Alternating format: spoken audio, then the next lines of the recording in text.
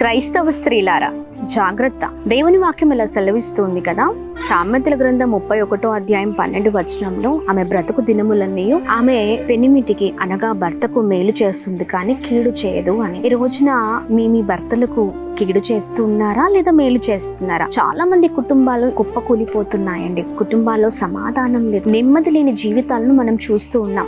భార్య ఒకవైపు, భర్త ఒకవైపు కదా. అందుకనే ప్రతి విషయంలో ప్రార్థన పూర్వకంగా ముందుకు సాగండి. మనం ఉన్నతమైన స్థితిలో ఉండాలి, మన కుటుంబం కట్టబడాలి, మన జీవితాలు గొప్పవిగా ఉండాలి అంటే మన జీవితాల్లో ప్రార్థన ఉండాలి. అందుకనే చూడండి, భర్తను మోసం చేయడం కాదు, లేకపోతే భర్త గురించి తప్పుగా మాట్లాడడం కాదు, భర్త బయటికి వెళ్ళినప్పుడు ఇంట్లో ఉండి నువ్వు చేయవలసినవన్నీ తప్పులు చేయడం కాదు. నువ్వు ఒక విశేషకరమైన స్త్రీగా ఉన్నప్పుడు ప్రభుకి మహిమ. ఖచ్చితంగా నీ విశేషత ద్వారా నీ భర్తను, కుటుంబాన్ని కట్టుకోగలుగుతావు, భర్తకు మేలు చేస్తావు కానీ కీడెన్నడూ చేయవు. అందుకనే జాగ్రత్తగా ఈ మాటలు పట్టుకొని ప్రభులో ముందుకు సాగుదాం.